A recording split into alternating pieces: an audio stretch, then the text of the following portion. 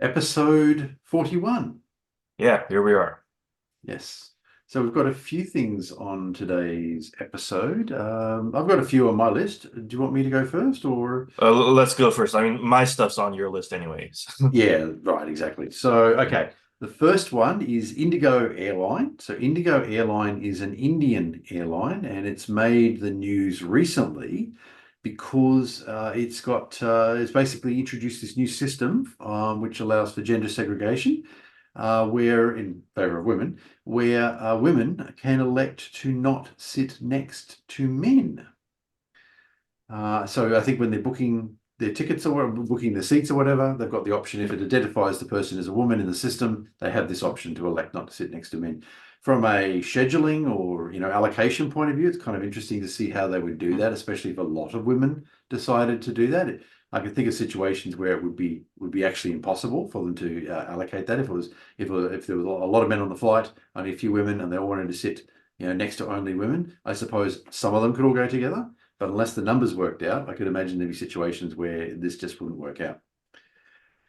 So personally, I would say if they'd done it gender neutral and said that it applied to men, that men could choose this too, I wouldn't have a problem with it because there are plenty of men, as we know, who would prefer not to sit next to women because of concerns about false allegations and so forth. Yes. So if they'd done that, no problem. But they've said only women can do this. Right. I mean, what's there to be said that we haven't already? You know, it's a double standard, of course. If Absolutely. if the man will uh make such a request, he'll probably be deemed misogynist, of course. Of course, exactly. Like fear women, that kind of thing. That's and so forth. Not that it's not rational to fear women in this way. So this comes into a point that I have that I actually came up with a few years ago, and it's quite relevant to this actually. So there are a lot of societies, of course, that have quite strict gender segregation, and there are some societies that have less strict gender segregation. Westerners looking at gender segregation in other societies, whether it's a Middle Eastern society or whatever it happens to be, Orthodox Judaism or Islam, whatever, okay, tend to view it as misogynist and anti-woman and so forth, Mhm. right? But if you Right. look at the gender segregation in the West, it's largely being driven by women. And Mhm. this is yet another example. This is something I noticed years ago, and I've been talking about for a number of years. But this is yet another example. Now, Indigo, to be clear, is an Indian airline, not a Western airline, right? Mhm. But and as we know, there are problems in India, but I suspect this one may have even come in from the West. Uh, but anyway, you have this situation where it is women who are primarily driving this in the West. So I was wondering, could this have been true in ancient societies as well? Was it women who drove gender segregation in ancient Jewish society, for example, or ancient Islamic society? Ancient Western society and even Eastern too. Maybe. It's just a postulate. I'm not claiming this is true. I'm hypothesizing about it. So it's just something I've noticed that many ancient societies that have gender segregation, strict gender segregation, this tends to be so Mhm. many societies, I should say, and ancient societies, this tends to be viewed as anti-woman. Whereas in the West, we see women-only hotel floors until a few years ago. Now there are women-only hotels. There are women-only restaurants that have been discussed and so forth. There's all sorts of examples. I have them on Wiki for Men, and these have all been driven by women, and so or at least people talking for women. It was in perhaps a small group of women talking for other women. But I did wonder, given that that is occurring in our society, whether it's possible that other societies actually ends up with gender segregation in that manner. I did want to add one caveat. In a lot of the examples we have on Wiki for Men regarding gender segregation and women-only environments, there is no equivalent for men, okay? In the case of hotels, there actually are a few men-only hotels around the world. Only a few, but they do Mhm. actually exist. There's mostly, well not most, but quite a few of them actually run by religious organizations. So and I know there's some sort of church in Jerusalem where men can actually stay for free. If they're down on their luck or whatever, then they can always stay there. There are a few other places. Then there's of course Mount Athos, where only men can go. So there Right. are a few places around the world, but overwhelmingly, when we see these sorts of single sex places in the modern day, they're overwhelmingly women only. Right. I mean, it sounds like even even in these ancient societies, even if men were the instruments by which to implement those kind of things, can we argue that a lot of them were done at the behest of the women in their society, kind of behind the scenes? So I so think is that that it'd be something like that. Exactly. It'd Mhm. be the women wanting it and the men implementing it. And then over Right? hundreds, thousands of years, the reason for that was forgotten. The original driver was forgotten. And to people looking at it in the modern day, it looks awfully misogynistic with women being isolated, they would say. Whereas in actual fact, if we look at, so we look at a lot of the examples, like in India, for example, there are women-only train carriages. There aren't men-only train carriages. There are mixed train carriages and women-only train carriages, for example, as I was saying. So, yeah, it's just, as I said, I'm not asserting this is true. I'm simply raising the possibility. Given that we're Right. seeing in the modern world, is this something that also happened in the past? It may have been a pre-literate society, and how it came about is forgotten. Right. So back to Indigo. One of the great things about Wiki for Men is we collect information over time on organizations and people and so forth, and on what they're saying, and if they're making misandric statements in the case of people or whatever it happens to be. When Indigo came up recently, I thought it sounds a bit familiar. So I checked Wiki for Men. Yes, we've already got them on Wiki for Men. And the reason we have them on Wiki for Men is because they were really pushing that they've got a lot of female pilots recently. This is about 12 months ago, I think. Apparently, it's 15%. 15% of their pilots are women, which is apparently, for commercial pilots, the highest percentage in the world. And I have to admit, I was Mm. surprised the highest percentage was that low, because I've certainly personally seen, flown with a fair number of female pilots. But I suppose looking back, it's probably about that. It's probably about 1 in 6, 1 in 7 that I've seen. But yeah, 15%. Apparently, that's the highest commercial rate in the world. Indigo are very proud of this, and it appears they may have affirmative action programs and quotas and all sorts of things going on to try. And that's what it appears to me in order to encourage women to join as pilots. Yeah, that makes sense to me. Yep. Whereas I would say, as always, just open it up for everybody. May the best people win. Mhm. Equality versus equity, as we've discussed before. Right. So that's all I really had to say on Indigo Airlines. It is interesting. I mean, this is an Indian airline, of course. I went to ICMI 23, just really quickly, actually, I just went to ICMI 23 in India. Yeah. Uh, there are a lot of problems facing men in India, and it is interesting that this is an Indian airline. So as I said, I wonder if there's not some influence from the West in this case. Anyway, Okay. Yeah. Sure. I'm still kind of really worried about traveling overseas. Because of DEI and so forth. I've heard horror stories about the ineptitude of airlines at present. In fact, whatever next vacation my wife and I are planning to take, we might travel by car. We're just not really all that sure of just about anything right now. So it is a concern. I don't know if I've got any hard data. I don't have any hard data on it, but it does seem like we've been seeing a lot of airline related problems in the last mhm, 10 years. And I mean, there's right. problems with big problems with Boeing and so forth, and doors Mhm. coming off and whatnot. But it does seem like there've been more problems than in the past with of course with an industry that for decades was extremely reliable. Right. That's Yes. not it's not an industry that can afford to be unreliable, frankly. Exactly. And I am concerned about DEI initiatives in this industry, exactly, and the effect that they're having on safety and Mhm. capability. Right. Yeah. The next item I have is the 2024 Paris Olympics, which, of course, as of our recording time, is still ongoing.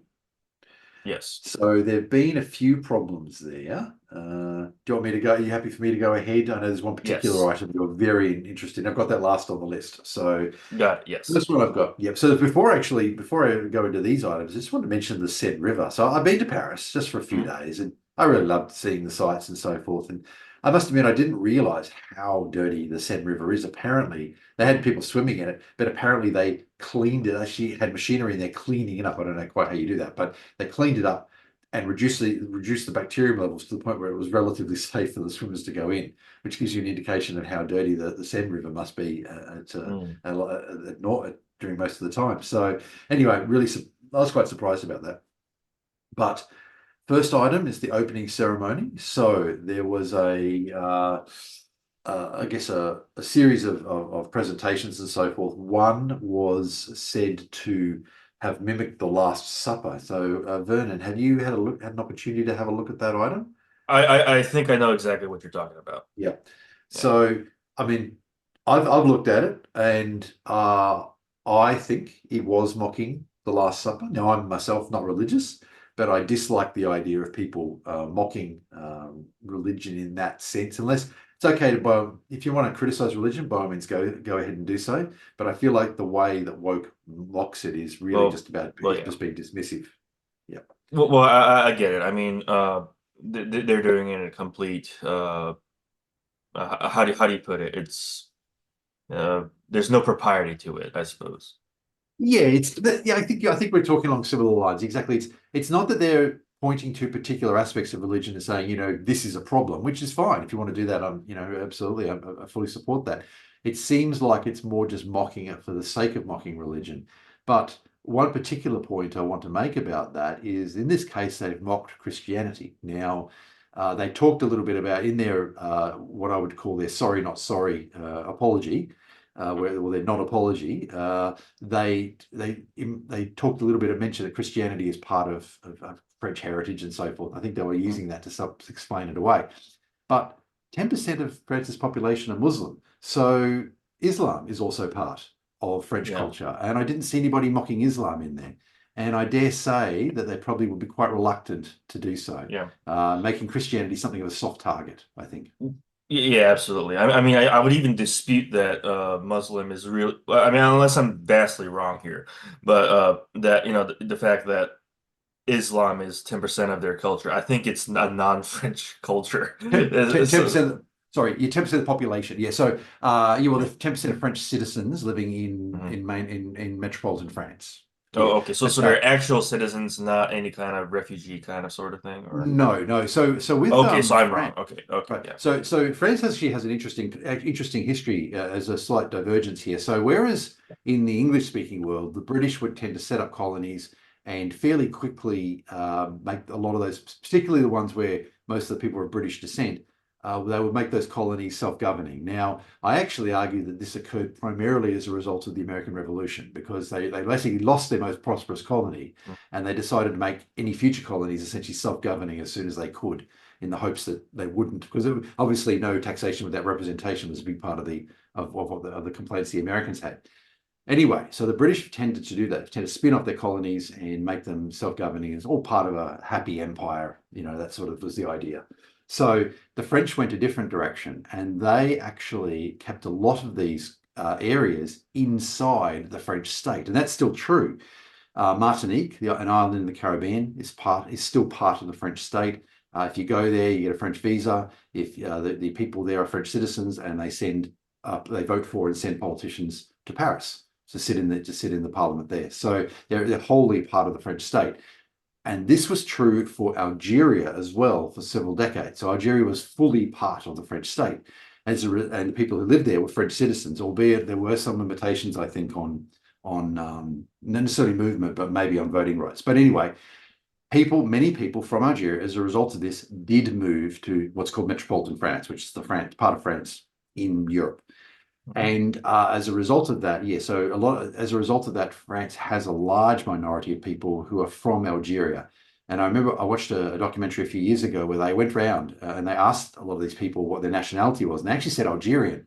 And actually, a lot of them were French citizens. So you're absolutely right when you say that it's a separate culture, because they absolutely do, from what I've seen as an outsider, they do seem to be sticking to that sort of separate culture, or the separate identity, right? But they are legally French citizens. So Right. as a result, around 10% of according to the French government, around 10% of French citizens living in metropolitan France are in fact Muslim. Right. So Okay. my argument is that makes Islam part of the French state Okay. in terms of the culture, right? Hmm. And therefore, if they wanted to use that as a basis for mocking religion, they ought to have mocked Islam alongside Right. Christianity. Yeah. Right. Yep. But as is the case with mocking Islam, the counter argument becomes, I have a family. Right, exactly. So yes, and it is interesting. I mean, there's a story I heard some years ago. I've actually tried to find a verification of this, but I believe it's true. There was a show called Rubbery Figures. It was a British show. I actually used Mm, to watch it as a kid. Goes back to the yeah. 1980s, I think. And they actually did they did these sort of rubbery figures of individuals. So they would have Okay. Ronald Reagan and so forth, and Mm, make jokes about them. You know, at the sure. time the joke was Ronald Reagan was becoming senile. And it's in one segment I remember, instead of lunch, he pressed the launch button and destroyed the world. So that sort of Like, thing, you yeah. know. Right. Yeah. Anyway, they did a rubbery figure of Jesus Christ, Hmm. and a bunch of apparently churches in the UK wrote to the producers and said, "Look, we found that a bit inappropriate," and they ignored them, right? But then, Yeah. of course, as the story goes, several Islamic organizations wrote to the producers as well, because many people may not know Jesus Christ is in fact a religious figure within Yes, Islam. it is. Yeah. And yes, and the claim is after the Islamic leaders wrote, they issued an apology. Mm, Yeah. sounds good. Yeah. Right. So Now double circling back. standard. Yes, Yeah. double I just standard. think it's I think I just close. I just think it's the double standard. If you're not It is. prepared Yeah. if you're not prepared to mock Islam or Hinduism or whatever else or Judaism, don't mock Christianity as well. They're a step Exactly. up. And this is a question of bad taste, I think, because Yes, you know, it shouldn't be criminal to do something like this. But here's the big I thing. agree. You're using the Olympics as a soapbox for this thing. That's That's it. inappropriate, I That think. It, that exactly, and it, that's the right word for it. You're right. I agree. It yeah. should not be illegal in any sense, but Hmm. it's inappropriate for it to have done it. Yes, Hmm. and for me, I looked at it. Some people have said they didn't think it was mocking the Last Supper. I had a look at it. There's actually particularly in the Last Supper there is a noticeable space, a kind of V-shaped space on on the right hand side of Jesus. So as on Jesus's right and it was definitely there in the Olympics opening ceremony, and that's what convinced me that they were mocking the Last Supper. The fact that that very noticeable and very famous space is there. Okay. In fact, I think it may have even been a plot point in one of Dan Brown's movies, books. But anyway, Oh, yes, sir. but yes, that space is quite. It's because what the character that's sitting on Jesus's right is turning away, speaking to someone Mm, else. I think causing a right. V-shaped space in the picture. Mm. Yep, Exactly, but in a more lighthearted way of actually kind of making fun of that whole the Last Supper and such. You can't beat History of the World Part One.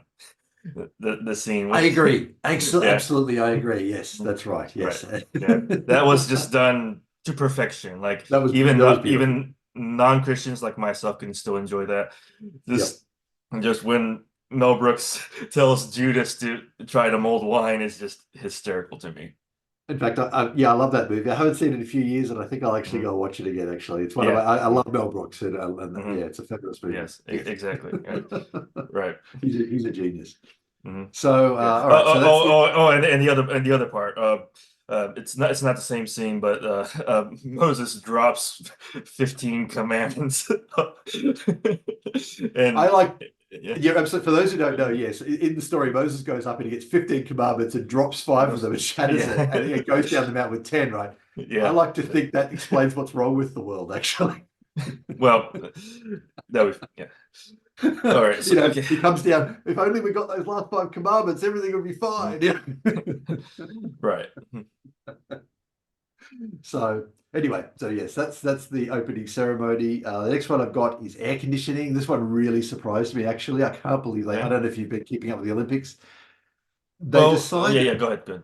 that it's summer in Paris, and they decided not to air condition the rooms, which I think Hmm. apparently it's hot, and apparently Paris is quite humid. I wasn't there in the summer, but apparently in summer it's quite humid. And they didn't air condition the room. So even though, from my perspective, the temperature's not very high, but I guess if you're a Northern European, you'd find it that way. Yep. But nevertheless, the humidity is really quite high, and of course that makes a Hmm. big difference. Yep. So what's happened is that the Paris Olympic organizers have allowed countries to buy portable air conditioners at their own expense. Naturally, Hmm. this is where the rich countries have forked out for it, and the poor countries haven't. So now they're saying it's basically creating a two-speed Olympics or a two-standard Olympics, where you've got the rich countries sleeping well all night in their athletes in air conditioning, and the poor countries as well, their athletes are sweltering. Interesting. So yeah. So did you have? Sorry, did you have something on that? Not in particular. I'm just kind of following what you're saying. Oh, no problem. So Yeah. yeah, so apparently some athletes have actually moved out of the Olympic Village, which, as far as I know, is unprecedented. Maybe it's happened in the past at some point, but I certainly don't think it's very common for that to occur. And quite a number, I believe the South Korean team, at least at one point, some of them moved out to I air-conditioned see. hotel rooms. Yeah, Hmm. yeah. The next one, related, Yep. food. All right. Food, huh? So Okay. food. So they actually apparently aimed originally for 60% of the food to be vegetable based. Now, the Hmm. problem here is that high performance athletes tend to have high protein diets. Yeah. Yep, they're really interested in meat, eggs, also dairy, and apparently those resources, the food, were quickly depleted, and some of the athletes were actually going away hungry or unhappy with the food that they were getting. The organisers have rushed more food in apparently, but this is again going back to they're trying to make it an environmentally friendly games. Okay, Okay. that's their claim, right? But they're essentially, I think that this is the key point where environmentalism, to my mind, has to balance human and environmental needs. And one of my criticisms of the modern environmentalist movement is it doesn't try to strike a balance. And I think this is a perfect example, both of the air conditioning and the food. They're not trying to strike a balance. These are high performance athletes. These are the best athletes in the world, apparently. And it's okay for them to have air conditioning and it's okay for them to have meat. I think it's just woke, basically. Oh, yeah, of course. Yeah. But Yeah. one line that did make me smile, some people have started to refer to it as the Hunger Games. So I like that. That Right. was clever. Yep. Yeah, to be sure. Yep. Now the next one in my item is we were talking about the pronunciation before, Imane Khelif. Khalifa, yeah, yes. So this is kind of nuts. So it's probably picked up in Twitter, for sure. And the issue might not even be what you think. So so one of the big things right now is that our favorite screeching feminist that too many people actually like, JK Rowling, um, has gone on to say that so first off, I'll tell you the reaction most people are having, basically, uh, in our side, actually. Mm. So J.K. Rowling is saying basically that this is because of men's rights that a trans person is beating a female boxer in boxing and so forth. And the typical reaction we're always getting is that it's not men's rights' fault that this sort of thing has happened, which it isn't. Yeah. Um, but here's the twist that nobody's really talking about. Khalif is not trans. She's a biological female that probably Yeah. that has some kind of probably higher hormone imbalances, Yes. and and Y- even there's some reports saying that she has XY chromosomes based on a test, but that organization that issued that sort of test is actually turning out to be a corrupt organization, and it's actually not Oh, right. okay. Right, exactly. That's So, interesting. Yeah. right. So, and this is really complicated because we can't really jump to conclusions here. We don't know which other tests, what tests are to be trusted here. But Yeah. the fact of the matter is, she was raised as a girl, as far as Yeah. we can tell. Yeah. Um, so, what our very, very good friend Hannah Wallen's been diligently trying to get the message across on places like Twitter is that she may be considered intersex, but she is not trans, certainly not in the way that Right. uh, we've been kind of contextualizing it in recent years. Now, Yes. right, exactly, and uh, Khalif never at one point stated that she is a man, or and Yes. right, but there are Yes. there are trad cons on our side that are just kind of going full bore on To the ex- identifying this person as a man. Exactly. to the extent that trade cons are on our side. Right. Yeah. Right. Yeah, you mean in terms of them being anti-feminist, for example, I guess. For sure. They're kind of jumping on the whole JK Rowling some are going as far as saying JK Rowling is right, which is kind of sad in it, it's sad in itself. But right, but most people are just saying that this is not, they're mostly focusing on this is not caused by men's rights. And obviously this has nothing to do with it. That's the thing. It's a No. wrong argument to even kind of debate about here. It has nothing to do with it. We're talking about J.K. Rowling like attacking a woman for being a better actual competent boxer. Yes. It's Go ahead. and firstly, it's a classic example of us being blamed for everything, which is pretty normal. Right, Uh, exactly. Yeah. yeah, it doesn't even bother me anymore. So Right. And based on the information, this Khalif is not from a country that allows transitioning to happen. Actually, that's I right. think it's actually not legal to make such a Yes. thing anyway. I've heard And claims it's not legal, but I haven't verified it myself, but it seems quite same. plausible, doesn't it? Right, right, exactly. Yeah. Mm. And this is kind of sparking an interesting series of debates whether chromosomes make the sex or do gametes do or genitalia and by that I mean like actual organic biologically natural Yes, genitalia, exactly. right? Versus, Mhm. does someone have to have testicles to be a male, even if they're Right. non-descended or something like that? Exactly. Yeah. Exactly. And since we're What kind if of they're running partially? yeah, What we're if they're? running kind of What if half they're? cuffed, but Okay. yeah. There you Uh, go. Yeah. Well, yeah, I mean, so I guess people with trisomy are kind of excluded from both those sexes, I guess. So, well, I mean, this is why what we call this intersex, I guess. But Yeah, that's yeah, right. There yeah, are a number of intersex conditions. There's mhm, Klinefelter syndrome and so forth. yes, There's another condition called androgen insensitivity, which is possibly mm, what Khalif has. I don't know if that's, but right, that would, from what I've read, and I'm not a doctor, but from what I've read, that would seem to match right, the yeah, characteristics of seeing the mhm, explanation. See, yeah, stumbling over my tongue there. mhm, Uh, essentially, in androgen insensitivity, it's actually really interesting. The Y chromosome is present, but it isn't signaling properly, or the signals that would normally activate maleness or to grow as a male aren't mhm, properly being received. And as a result, the fetus grows as a female, but the Y chromosome is still there. And that would be consistent if Khalif does have a Y chromosome, which some sources have claimed. But of course, you were just mentioning that those sources, in fact, the origin of that may actually be suspect. mhm, She may not, in fact, have a Y chromosome. right, exactly, yeah. So that's the thing. It is possible that J.K. Rowling just turned this into a trans issue because she is a maniac, and everybody just fell for it. But the And one thing that's very clear is mhm, Khalif is not trans.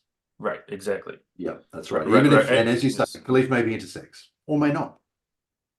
exactly. But Could just, like once again, this is so if you even act like a man, like even if you're not a man, you had nothing to do with that. If you act close to it, if you yeah. perform competently, you Mm. will be attacked. So this is almost like a warning to one of the more masculine leaning sort of women out there. Mm. Everybody's going to come for you. Like Watch out. the left is going to come to you to transition you. The right is going to pummel your face. Yep. Right, right. So this Yep. is not a good time for you right now in a way. That's a really good point. And on Khalif too, I was just going to say, so Khalif is tall, okay, but there are Yes, tall women. I there are myself some. have seen women 6'1". Hmm. There are women that I have Yeah. looked up Oh to yeah. a couple of times in my life, right? Yep. And Khalif seems to be moderately strong, but you know what? There's a lot of variation in individuals, and some women simply have more testosterone. They don't Mhm. have a Y chromosome; they just have more testosterone than most women. Maybe it's the Right. case that Khalif has more testosterone than other women and is not intersex at Exactly. all. Yeah. We Right. don't know, but yeah. Mhm. Right. Right. I once heard a story of somebody. Um, there was this kind of African uh, female that was tall, like really tall, and was like taller than most of the adults there, and she was a minor.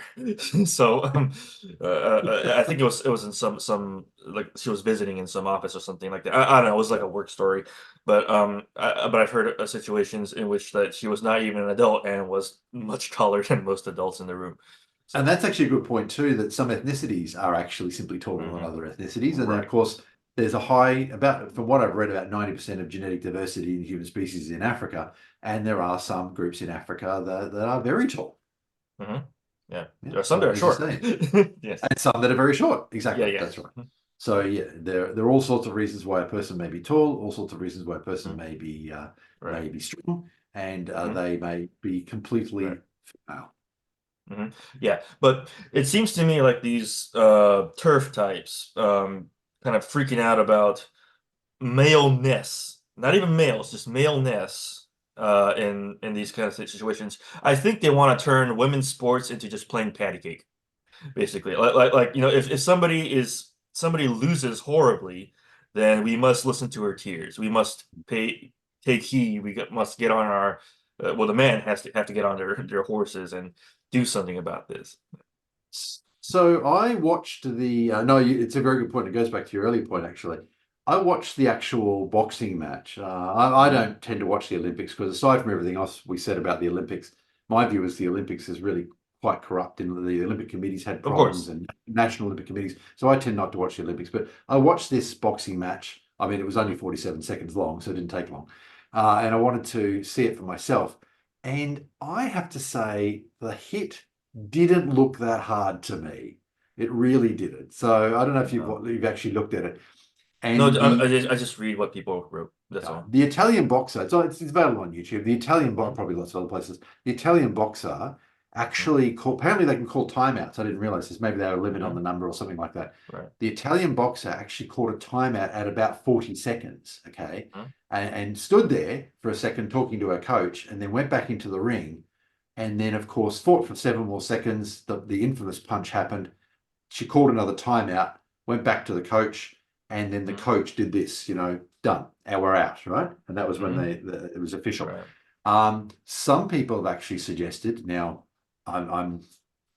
it's just an idea that was proposed, and I thought it was really interesting that the Italian was almost looking like a chance to pull out of this match. The fact that there had been a Hmm. pause only seconds before she pulled out, it really looked that. And I this is not something I thought of, but I read this as a comment, and I thought, yeah, it does look that way. When you look at the pause and then going back in 7 seconds later, she pulls out.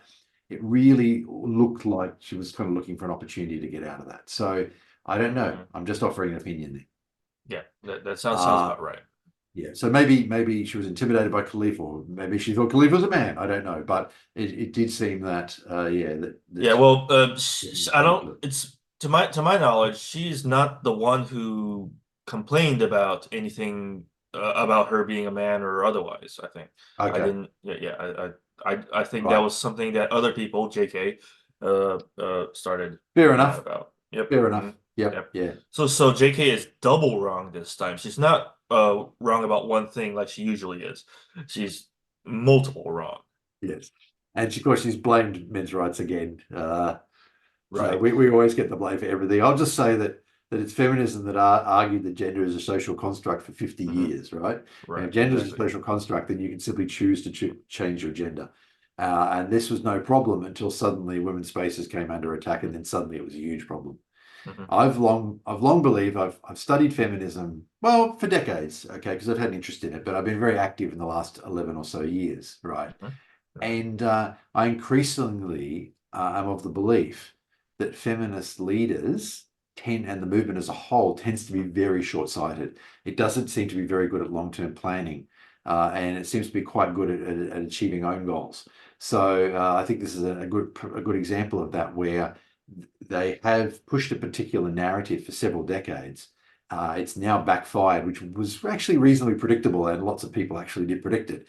That not specifically in this way, just that their narrative would backfire at some point. Yeah, and now suddenly they're trying to disavow it. And of course, we have TERFs rebranding as women's rights activists over the last couple Hmm. of years, as I mentioned previously. Right. And people are just falling for it. They think these people have credence. People It's are on the other side. Yeah. all I'll say is, if anyone listening to this, watching this, and you call yourself a feminist, I encourage you to read about feminism, read what the leaders of the movement are saying, look at the Declaration of Sentiments, which is considered to be the origin of modern feminism and so forth, the Seneca Right. Falls Convention, and read what the feminists have been saying for decades, and then ask yourself if you really agree with that. Right. And look into gynocentrism. That's and we in Yes, the men's movement and so forth posit that as the overarching actual problem. Feminism yes, is a branch of it. It's a exactly. variety of gynocentrism, I but like it's to not say the it's only problem. I like to say it's a form of applied gynocentrism. Yes. Yeah, Mm, that's right. right. The underlying Right. problem is gynocentrism. Exactly. Hmm. Right. So that's all I have for the Olympics. Well, Did I you have got any? something for the Olympics. Ah, Actually, cool. something not negative for once. So I don't actively watch the Olympics, but sometimes so my wife works in a sports restaurant, right? Like basically there's sports playing in the TVs across the restaurant. Everybody, Oh, right. like Okay. whenever there's a game going on, people come here, eat, drink, and whatever. And I had a late dinner last night, and I saw some of the Olympics happening, and well, one thing I didn't notice till just yesterday is that pommel horse is actually interesting. Men's pommel horsing. That's impressive stuff, I honestly have to say. Sorry, what sport is that? It's it's like a sort of a gymnastics kind of thing where you kind of have Oh, this okay. yeah, and you kind of like you grab a hold and you kind of Right. like swing around. Yeah, sure. See, Yes, I'm the ignorant one here. I can't even describe it properly, but I knew what it was, but very superficially. I know the one you And mean. and Yes. and I thought this the men's gymnastics is so underrated. I think it's Mm, everybody kind of talks about gymnastics. Oh, it must be a woman's kind of thing, but men do some impressive stuff in there, and I wish absolutely. and yeah, I wish it doesn't get kind of shafted and more men actually talk about like how complex it is. How you got all that relative weight on you. You've got all that muscle on you, and you still have to do all that thing. They're not quite as bendy as the women are. Yeah. And anyway, so yeah, So I believe that men's gymnastics and women's gymnastics are essentially different sports. I don't claim to I know a agree. lot about gymnastics. Yeah, Yes. when I was a kid, I did watch a little bit at the Olympics and so forth. And yeah, I think you're right. Absolutely, the men's Mhm. gymnastics. I think that they're both actually quite good, but in different ways. And you're probably right. The men's gymnastics probably is a bit underrated, isn't it? It just doesn't really get the airtime of the Mhm. women's gymnastics. Yes. Yeah, some Right. of the Yeah. stuff they do because a lot of the men's gymnastics is strength based. Some of the Yeah. stuff they do is absolutely extraordinary. Hmm. Right. Yeah. And the guy who won the American who won bronze, I think he won bronze, is apparently an internet darling. Oh, okay. He's got some funny internet memes about him. He's got it. It has something to do with his glasses. Like he takes off the glasses, he does the thing, so he's kind of compared to Superman, like Clark Kent. Nice. It's kind of fun, but yeah, Steven Nedorosik. Nendorchik. I think that's how you pronounce it. But he is an American, I think. Yeah, so basically that's kind of a shtick. He takes off his glasses and becomes Superman on the thing. Nice. I think that's how the meme goes. Good. Somebody can correct me if I'm wrong, but yeah. So I saw him do his thing. It was good stuff. I actually uh, uh, had a good time watching all them perform. It's impressive stuff. Nice. Yeah. Yeah. Yes, I haven't watched it. When I was younger, as I said, I did watch it. Yeah, maybe I'll go watch some of the men's Hmm. gymnastics actually. Right, That sure. perhaps that's something we should mention a bit more actually, when we're talking about Yeah, sport and so forth, and remind people that we ought to, men's yeah. gymnastics is out there. Yeah, Hmm. absolutely. Anything else on the Olympics? Not on the Olympics, no. No. Okay, cool. So I've got one more item before I mention Zoe McClellan, as I do at the end of every episode. Okay, and I think Uh, I got one more item too, so you first. Okay, all right. So there's an organization called Our Watch. There are many feminist organizations that push DV, domestic violence, and domestic and intimate partner violence narrative. Our Watch is one of those organisations here in Australia. Their explanation of their own aims is something, usually something along the lines of that they help to prevent violence against women and their children, as we often Mhm. hear. There are a lot of organisations like that. White Ribbon Australia was an organisation. There have been many White Ribbon organisations around the world. One of the oldest ones was White Ribbon Australia, which actually went bankrupt a couple of years ago, probably a few years ago now. It was repurchased. There's in the sort of the shell of what was left of the company was purchased and relaunched. However, it's actually been fairly quiet.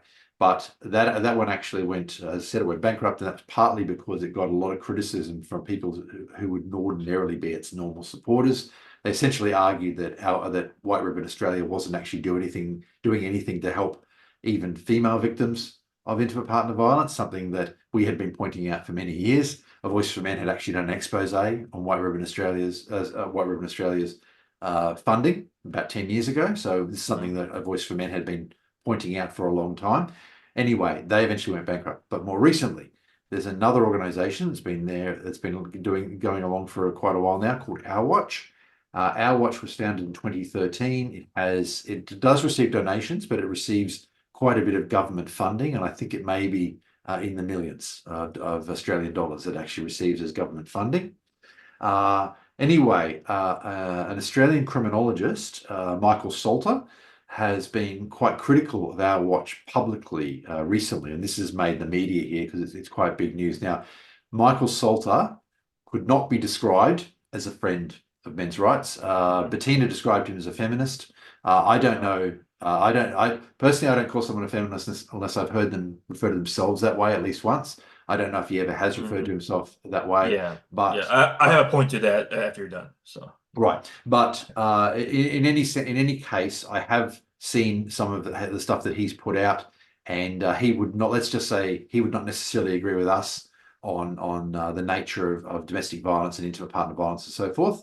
But whereas we would talk about them being reciprocal, being very important, and how the rates for men and women are very similar, if not identical. Anyway. Uh, yeah, he was critical of Our Watch, and the reason was he did a study for them a number of years ago, and he found that alcohol and poverty were contributing factors to domestic violence. And he claims that Our Watch didn't like that at all and wanted that erased from the data because it didn't. And then of course, obviously, he didn't say this, but because it didn't push, it didn't align with their gendered narrative. So, but even Michael Salter, who's not someone that we would perhaps agree with on a lot of things, is now being critical of Our Watch publicly.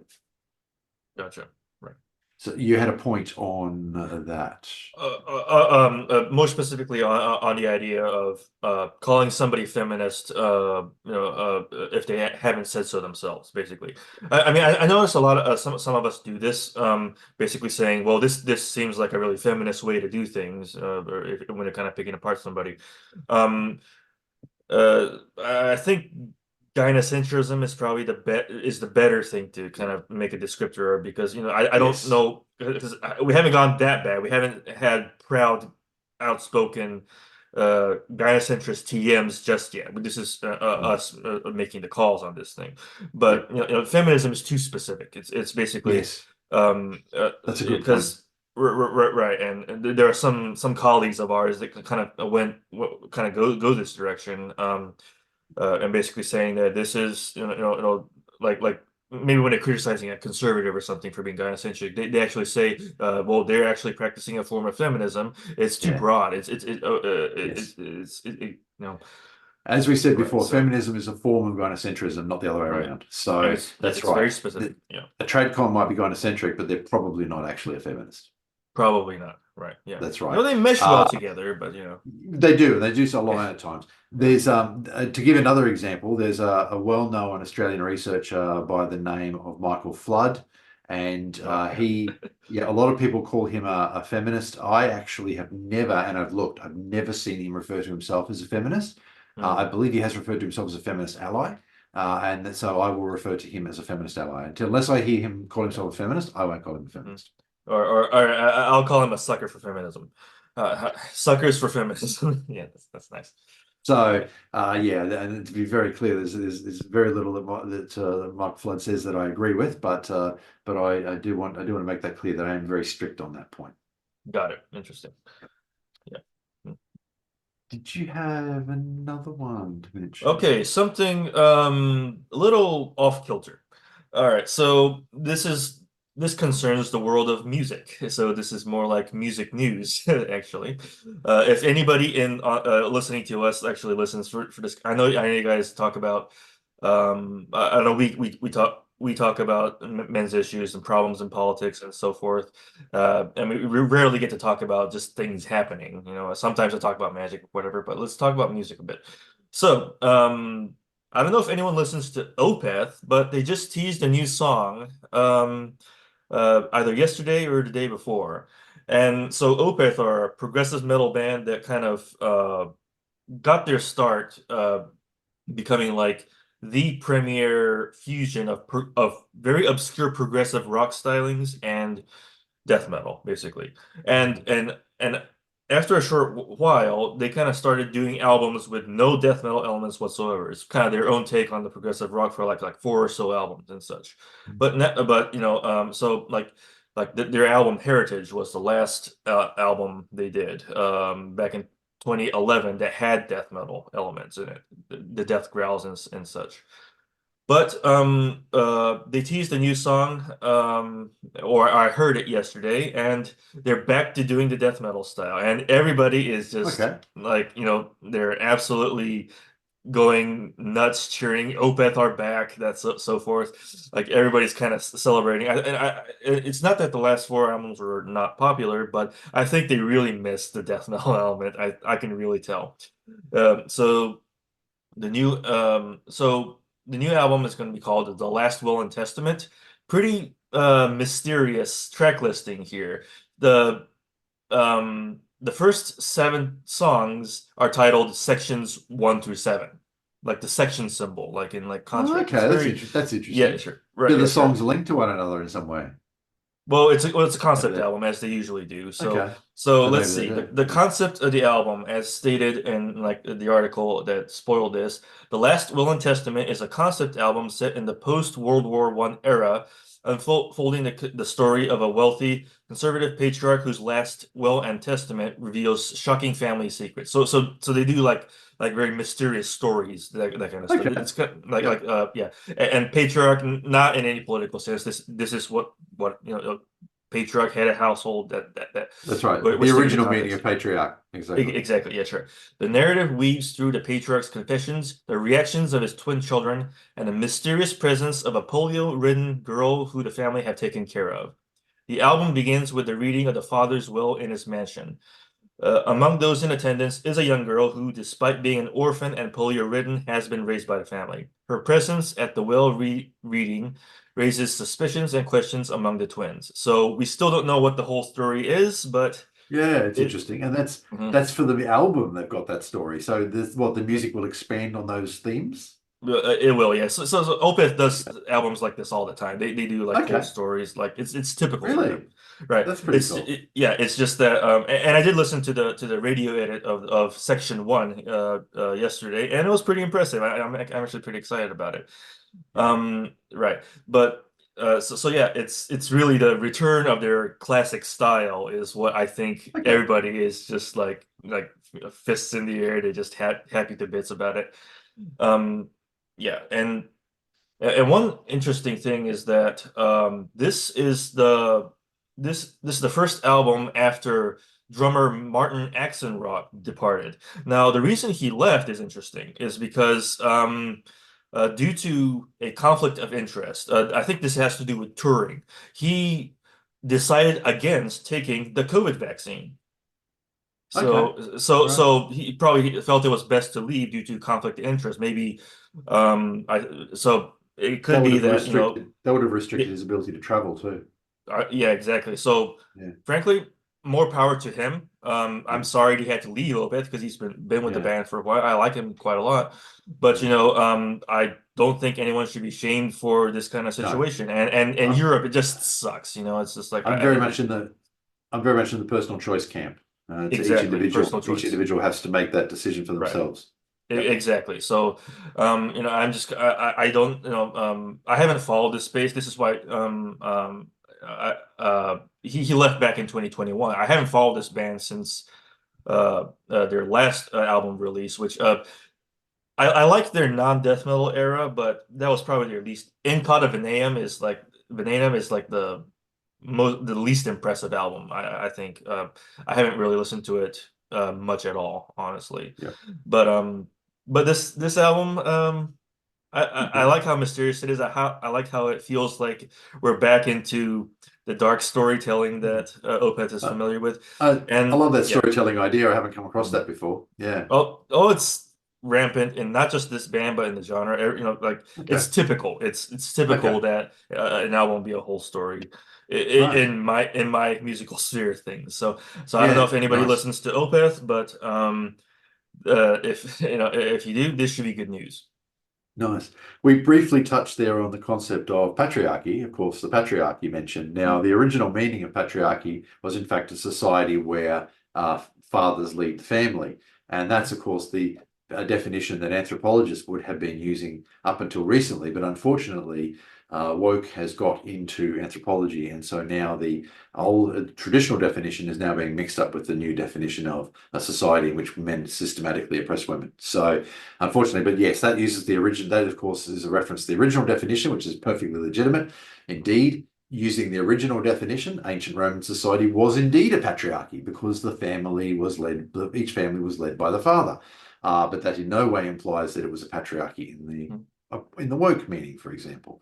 But I just wanted to comment that I've actually put a joke in some of my articles. I think hardly anybody's ever got it actually, where so I might as well mention it now because it's been there for a while Mhm. where I've actually named the cave of the patriarchs in Hebron, which of course is an ancient Jewish site, as the headquarters of the worldwide secret patriarchy. So, and I've actually put that in 2 or 3 articles. But only a handful of people have ever got the joke. So, but what do you do?